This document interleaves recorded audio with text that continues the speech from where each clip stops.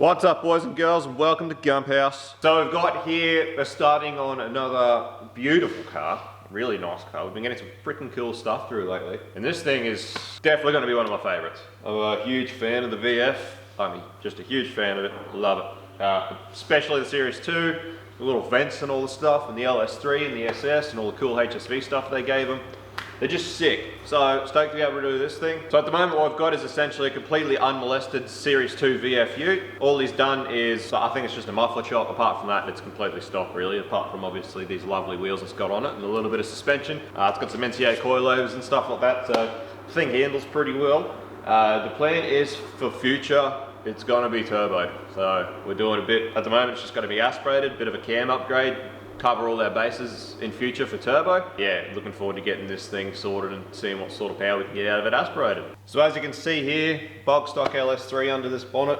Because we are planning on going turbo in future, we're not going to be doing a few of the things we would normally do in an aspirated cam upgrade. We're not going to be decking the heads much at all. Obviously we want to keep compression to mostly, I suppose, a minimum. We don't want too much compression in there because he does plan on just keeping it on 98 even when it does get turboed. We've talked to the owner about his final power goals, and you know, he has no real plans to go anything further than 650 at the wheels, which for LS3 that's going to have the cam that we've chosen in it, you know, around 10 psi is going to get us that sort of figure. Black VE Maloo Series 2 that we did was also LS3, it was a manual. We've chosen the same cam for this thing, and just like that VE, we're not gonna deck the heads much. Now that VE went 470 at the tires with a manual, so we do expect this thing to go pretty close to 450, aspirated as it is through the auto, and then, yeah, well, like I said, once we go turbo, 10 psi should get this thing to where it needs to be, no worries at all. All right, guys, so as with anything that comes through the shed, we've got to get a baseline run first. We need some evidence to show us how good we are, so pretty excited to see what this thing actually does, completely stock as it is, so let's have a look.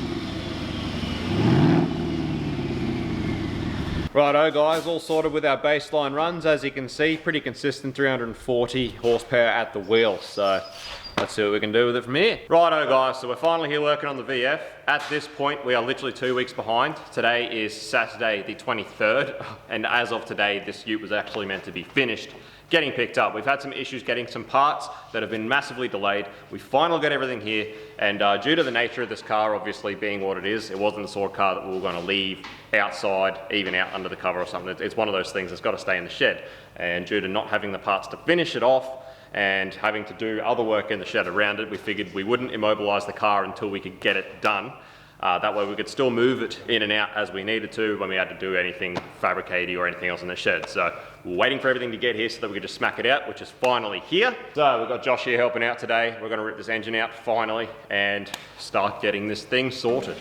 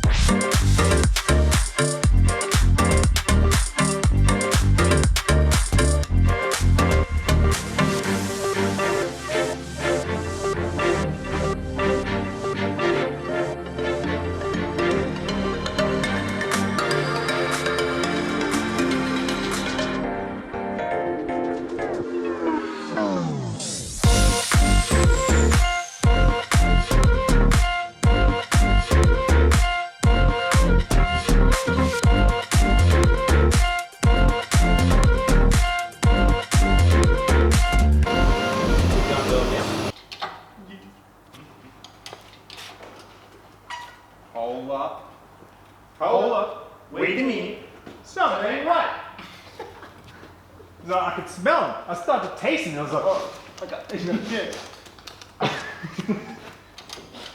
Come up, heaps more. Come forward.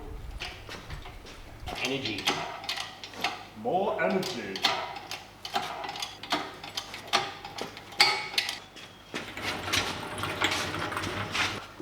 Ran to the toilet and it was fucking shut and locked.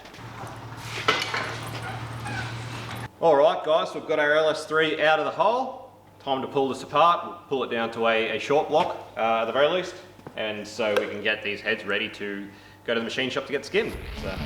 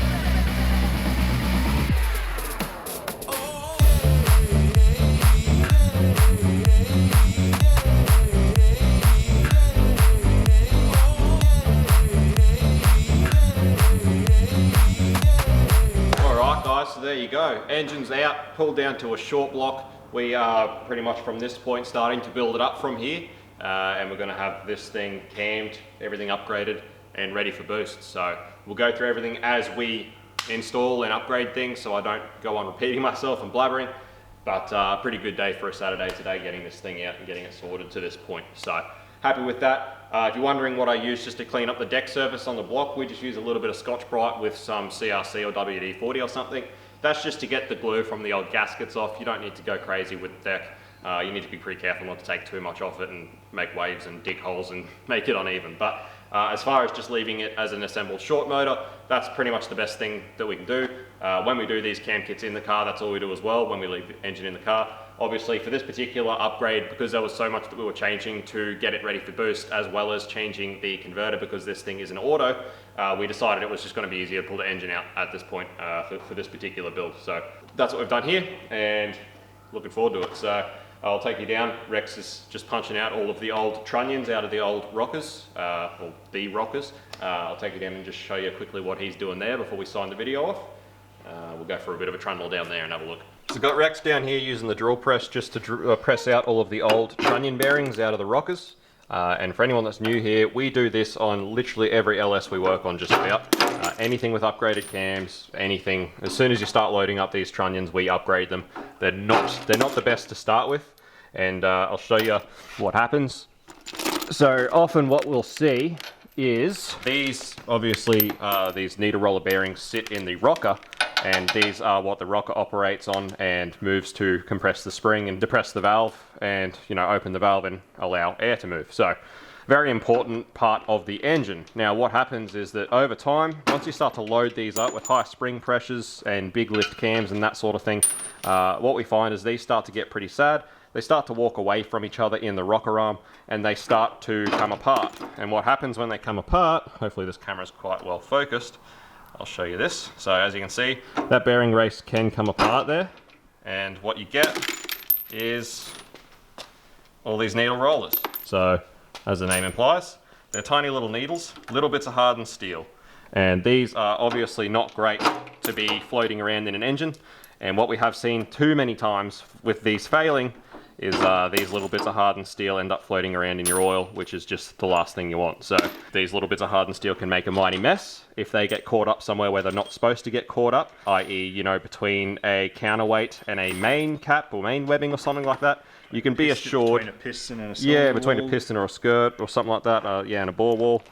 You can be assured that these little bits of hardened steel are not going to be the part that wears in such a situation. So, you know, you can pretty much bet money on the fact that if these get stuck somewhere, they're going to do a lot of damage, a lot of wear, and it's really, really ugly. So Rex has just gone and pressed them out so that we can install our upgraded trunnions into the stock rockers. We will go through that as we go to install them.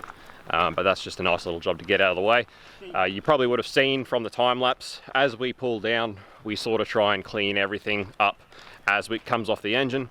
Everything gets cleaned up, and once it's cleaned and dried, it gets then placed into the engine assembly room so that when it comes time to start assembling, everything's pretty much done, washed up, ready to go, and we can just start steamrolling through actually getting the engine back together. So you can see there how the Scotch-Brite sort of just brings that up, gets all the old glue off. And you can see here in the engine room, once things are cleaned up and dried off, they are then placed in here, ready for our assembly process, which is all well and good. So we've got our heads here.